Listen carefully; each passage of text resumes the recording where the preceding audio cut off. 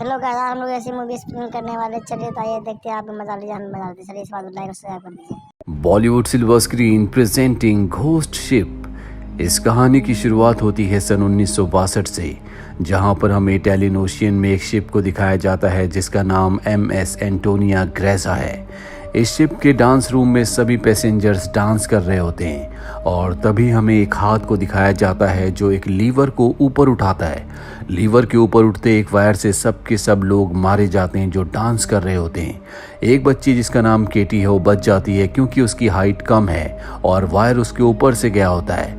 ये सारा मंजर देखने के बाद वो जोर से चिल्लाती है। इसके बाद क्या हुआ कभी किसी को कुछ पता नहीं चला और अब 40 साल बीत चुके हैं, जहां पर हमें एक साल्वेज क्रू को दिखाया जाता है जिसके कैप्टन का नाम शैन मर्फी है। ये एक शिप को बचाकर किनारे तक लाते हैं। शाम को इस सब अपनी जीत की पार्टी मना रहे होते हैं, तभी एक आदमी जिसका नाम जैक फरमैन है इनके पास आता है। वो कहता है कि मैं एक वेदर सर्विस पायलट हूँ। आज से 40 साल पहले एक एंटोनियो ग्रेजा नाम का शिप समंदर में कहीं खो गया था और जहाँ तक मुझे पता है वो बेरिंग सी के अंदर है। उसके अंदर खजाना है, अगर हम उसे ढूंढ ले तो सब के सब बहुत अमीर हो सकते हैं। और अब ये पूरा का पूरा क्रू जैक का साथ देने के लिए तैयार हो जाता है। अगले दिन शॉन मर्फी और उसका पूरा का पूरा क्रू उस तरफ निकल पड़ता है जहाँ पर एंटोनियो ग्रेजा शिप है जो 1962 में गायब हो गया था और आज तक वो शिप नहीं मिला। उस जगह पहुंचने के बाद ये देखते हैं कि वहां पर कोई भी शिप नहीं है। सब के सब डिसअपॉइंट हो जाते हैं और तभी इनके स्टीमर के सामने एक बहुत बड़ा शिप आ जाता है। ये वही शिप है जो 1962 में गायब हो गया था, जिसकी तलाश में सब के सब यहाँ पर आए हैं। शॉन का एक साथी जिसका नाम ग्रीर है, साथ ही जैक जो सबको यहाँ पर लेकर आया है, ये दोनों के दोनों स्टीमर में रुकते हैं जबकि शॉन अपने सभी साथियों के साथ शिप के अंदर चला जाता है जहां पर बहुत ही अजीब आवाज आ रही होती है। ये सब के सब उस आवाज का पीछा करते हैं और देखते हैं कि एक क्लॉक का पेंडुलम आज भी हिल रहा है।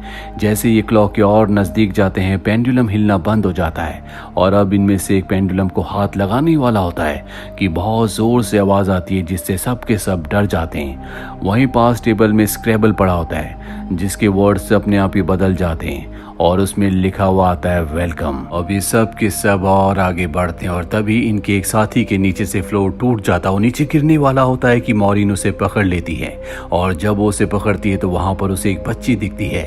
ये वही बच्ची है जो आज से 40 साल पहले यानी कि सन 1962 में शिप में अकेली बची थी और जो बहुत जोर से चिल्लाई थी, लेकिन आज भी इसकी उम्र उतनी है, जिसका मतलब ये है कि ये उस बच्ची की आत्मा है। मॉरिन उस बच्ची को देखती है लेकिन अगले पल वो बच्ची गायब हो जाती है। यहाँ पर मॉरिन को कुछ समझ नहीं आता कि जो उसने देखा था वो सच था या फिर उसके दिमाग का भ्रम था। मॉरिन अपने उस साथी को ऊपर खींच लेती है। इसके बाद ये केबिन में जाते हैं जहाँ पर ये देखते हैं कि एक वॉच है और ये वॉच आज की है, जबकि ये शिप सन 1962 में पूरी तरह से गायब हो गया था। उस वक्त में इस तरह की वॉचेस नहीं होती थी। इनका जो कैप्टन होता है शॉन, वो कहता है हो सकता है कि हमसे पहले भी यहाँ पर कोई आया हो और उसी की ये वॉच होगी। इसके बाद ये शिप का मैनुअल लेकर वापस अपने स्टीमर में आ जाते हैं। अगली सुबह इन्हें पता चलता है कि शिप में एक बहुत बड़ा होल है जिस वजह से धीरे धीरे शिप सिंक हो रहा है और अगले 3 दिनों में ये इस होल को रिपेयर करके शिप को यहाँ से ले जाना चाहते हैं। इसीलिए सब अपने काम पर लग जाते हैं। वहीं मॉरिन को दिखाया जाता है जो शिप के उस हिस्से में जाती है जहां पर स्विमिंग पूल है। वो ये देखकर हैरान होती है कि स्विमिंग पूल पर गोलियों के निशान है। अब वो स्विमिंग पूल से जब ऊपर की तरफ आ रही होती है, एक बार फिर से उसे वही बच्ची दिखती है जिससे डर कर वो वहीं स्विमिंग पूल में गिर जाती है। उसका सर स्विमिंग पूल के बेस से टकराता और खून निकलना शुरू हो जाता है, पर स्विमिंग पूल उसके खून को एब्जॉर्ब कर लेता है। वो एक बार फिर से ऊपर देखती है जहां पर वो बच्ची थी, पर अब वहां पर जेक होता है। जेक उसे ऊपर खींच लेता है और इन दोनों के यहाँ से जाने के बाद स्विमिंग पूल पूरी तरह से खून से भर जाता है। अब जेक और मॉरिन यहाँ से आगे बढ़ते हैं। मॉरिन एक दरवाजे को खोलती है जहाँ से बहुत सारा पानी निकलता है। ये दोनों के दोनों उस दरवाजे के अंदर जाते हैं और तभी दरवाजा अपने आप ही बंद हो जाता है, इसीलिए इन्हें आगे बढ़ना पड़ता है। आगे बढ़ते हुए ये एक केबिन तक पहुँचते हैं जहाँ पर 9 लकड़ी के बॉक्सेस होते हैं। ये अपने बाकी साथियों को भी यहाँ पर बुला लेते हैं और जब ये बॉक्स को खोलते हैं तो हर एक बॉक्स के अंदर 28 गोल्ड के बार होते हैं। इन 9 बॉक्सेस के अंदर बहुत ज़्यादा सोना है जिससे सब के सब बहुत अमीर हो जाएंगे। इसीलिए तय करते हैं कि ये इस शिप को यहीं पर छोड़कर गोल्ड लेकर निकल जाएंगे। ये सारा का सारा गोल्ड अपने स्टीमर में रख देते हैं और अब यहाँ से निकलने की तैयारी कर रहे होते हैं। पर तभी इनके स्टीमर में दिखाया जाता है कि स्टीमर के गैस सिलेंडर का नोब अपने आप ही टर्न ऑन हो जाता है, जिससे हवा में गैस फैलना शुरू हो जाती है। वही मॉरिन एक बार फिर से उसी बच्ची को देखती है जो उसकी तरफ भागती हुई आ रही होती है, क्योंकि वो उसे वार्न करना चाहती है, पर कोई उसे पकड़कर पीछे धकेल देता है। और तभी मॉरिन का साथी इंजन को ऑन कर देता है जिससे ब्लास्ट होता है। उस ब्लास्ट में उसकी मृत्यु हो जाती है। मॉरिन यहाँ पर बहुत कंफ्यूज है क्योंकि वो उस बच्ची के बारे में जानना चाहती है जो उसे बार बार दिखती है। वो शिप के डेटा में पैसेंजर्स के नाम चेक करती है जिससे उसे पता चल जाता है कि जो बच्ची उसे दिखती है उसका नाम केटी है। वो केटी के रूम तक पहुंच जाती है जहां पर उसे केटी का स्केलेटन मिलता है। वो समझ जाती है कि अब तक जिस लड़की को देख रही थी वो उसी केटी की आत्मा है।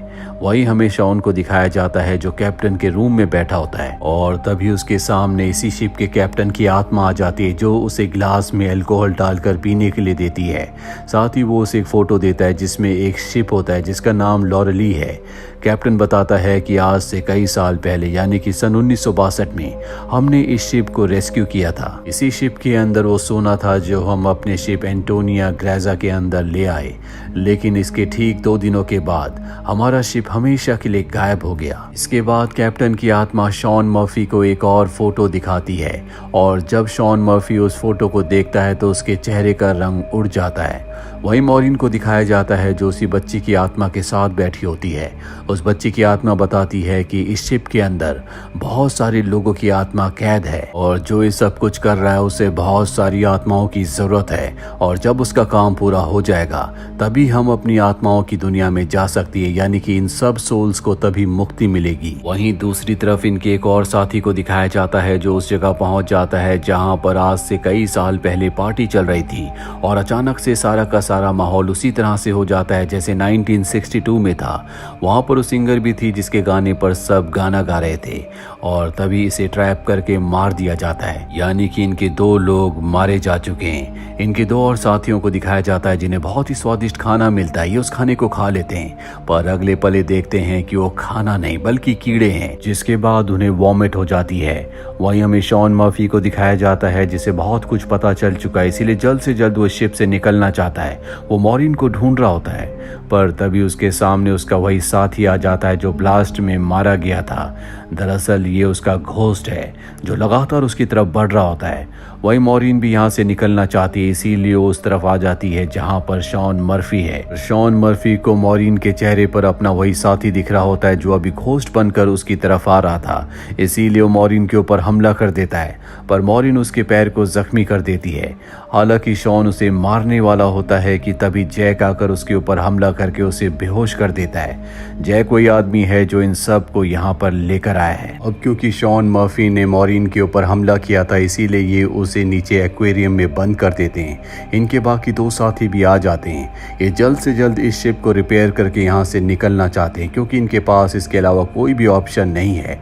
ये नीचे जाकर शिप को रिपेयर कर देते हैं। मॉरिन इसके बाद अपने एक साथी को ढूंढने के लिए जाती है, तभी उसके सामने उस बच्चे की एक बार फिर से आत्मा आ जाती है जो उसे दिखाती है कि उस आदमी की मृत्यु हो चुकी है।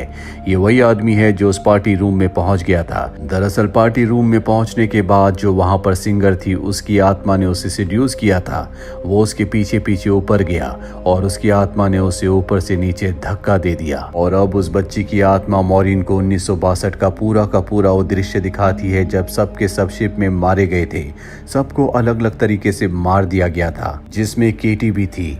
इसके बाद वो गैंग जो यहाँ पर गोल्ड के लिए आई थी वो गोल्ड तक पहुँच जाती है, लेकिन वो सिंगर जो उस रूम में गाना गा रही थी जहाँ पर सब लोग मारे गए थे वो इनमें से एक को सिड्यूस करती है और अपने जाल में फंसा लेती है, जिसके बाद वो आदमी अपने साथियों को मार देता है। पर उस सिंगर की आंखों में लालच होता है इसीलिए वो उस आदमी को मार देती है जिसने उसकी वजह से अपने साथियों को मारा था। सिंगर को लगता है कि अब सारा गोल्ड उसका हो चुका है क्योंकि शिप में उसके अलावा सभी लोग मारे जा चुके हैं। लेकिन तभी यहाँ पर वो आदमी आता है जो इस पूरे के पूरे प्लान का मास्टरमाइंड है, जो इस गोल्ड को हासिल करना चाहता है और वो एक हुक को इशारा करता है जिसके बाद उस हुक की वजह से सिंगर की भी मौत हो जाती है।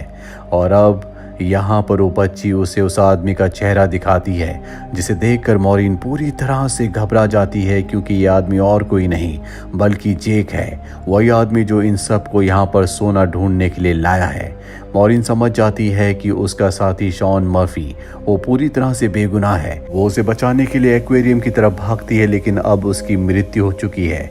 कैप्टन की आत्मा ने जो उसे फोटो दी थी वो उसी के हाथ में होती है, जो पानी में वो देख लेती है, और ये फोटो और किसी की नहीं बल्कि जेक की है। जेक कोई इंसान नहीं है बल्कि वो एक इविल स्पिरिट है जो किसी के लिए आत्माओं को जमा करता है। हो सकता है कि वो शैतान के लिए काम करता हो और यहाँ पर वो इन सबको मारकर इनकी आत्माओं को भी जमा करना चाहता है। मॉरिन अब अपने साथी से कहती है कि तुम्हें जैक पर नजर रखनी होगी, मैं अपने दूसरे साथी को ढूंढने के लिए जा रही हूँ जो कि पानी के अंदर है। मॉरिन जब उस जगह जाती है तो उसे समझ में आ जाता है कि उसकी भी मृत्यु हो चुकी है, जिसे जैक ने मार दिया है। वहीं जैक उस जगह आ जाता है जहाँ पर मॉरिन ने अपने साथी को कहा था कि वो जैक पर नजर रखे।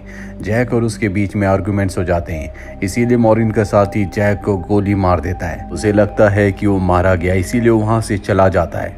वहीं मॉरिन अब इस पूरे के पूरे शिप को ब्लास्ट करना चाहती है, इसीलिए हर जगह बॉम्ब फिट कर देती है। पर तभी उसके पास उसका वो साथी आ जाता है जिसने अभी अभी जैक को गोली मारी है। वो मॉरिन को कहता है कि हमें इस शिप को ब्लास्ट नहीं करना चाहिए, पर मॉरिन उसकी बात नहीं मानती। वो कहती है कि मैं इस शिप को ब्लास्ट करके ही रहूंगी, क्योंकि इस शिप में बहुत सारी आत्माएं कैद हैं और भी लोगों को इस शिप में ट्रैप करके लाया जाएगा, जिसके बाद उन्हें मार दिया जाएगा। और ट्रैप करने का एक ही जरिया है जो है गोल्ड। और तभी उसका साथी जैक के रूप में बदल जाता है, जिससे हम समझ जाते हैं कि जैक ने उस आदमी को भी मार दिया जिसने उसे गोली मारी थी। जैक उसे बताता है कि तुम्हारा और मेरा काम एक ही है। जिस तरह से तुम समंदर में फंसी हुई बोट्स को, शिप्स को जमा करती हो, उसी तरह से मैं सोल्स को जमा करता हूँ। पहले मैं भी इंसान था, लेकिन मैंने बहुत पाप किए थे, जिसके बदले मुझे काम दिया गया, और अब मैं सोल कलेक्टर हूँ, जिसके लिए मुझे शिप की जरूरत है। और मैं नहीं चाहता कि तुम इस शिप को ब्लास्ट करो। पर मॉरिन उसकी बात नहीं मानती, इसीलिए जैक उसके ऊपर हमला कर देता है। मॉरिन एरो से उसके पैर को जख्मी कर देती है और फिर उसी एरो से रिमोट पर निशाना लगाती है और खुद वो शिप से कूद जाती है, जिसके बाद शिप में एक बहुत बड़ा ब्लास्ट होता है और अब मॉरिन पानी के अंदर शिप के नीचे फंस चुकी है। पर तभी वहां पर उसी बच्ची की आत्मा आती है जो मॉरिन को ऊपर का रास्ता दिखाती है। मॉरिन बड़ी मुश्किल से ऊपर आ जाती है और वो देखती है कि शिप में जितनी भी सोल्स थी वो सब की सब आज़ाद हो चुकी हैं और वो सोल्स की दुनिया में जा रही हैं। जिन सोल्स में केटी की भी सोल है। दरअसल यहाँ पर जितनी भी सोल्स थी वो सब की सब जेक की गुलाम थी, क्योंकि मारने के बाद उसने हर किसी के हाथ में एक मोहर लगा दी थी। सिर्फ केटी की सोल उसकी गुलाम नहीं बन पाई, क्योंकि केटी की सोल पवित्र थी। इसीलिए केटी की सोल बार बार मॉरिन की मदद कर रही थी और अब केटी की सोल की वजह से मॉरिन ने सभी आत्माओं को आज़ाद कर दिया। मॉरिन अब एक बॉक्स के सहारे समंदर में तैरती रहती है और तभी वो एक शिप तक पहुंच जाती है, जो शिप उसे रेस्क्यू कर लेता है। जब उसे पोर्ट पर लाया जाता है तो वो अपनी एम्बुलेंस से देखती है कि जेक अब भी जिंदा है और शिप का जितना भी गोल्ड था वो उस गोल्ड को एक दूसरे शिप में ट्रांसफर कर रहा है, ताकि उस गोल्ड के लालच में वो और भी लोगों को मार सके, उनकी आत्माओं को कैद कर सके, जो कि उसका काम है। मॉरिन ये पूरा मंजर देखकर चीख पड़ती है और इसी के साथ ये फिल्म, ये कहानी यहीं पर खत्म हो जाती है। उम्मीद करते हैं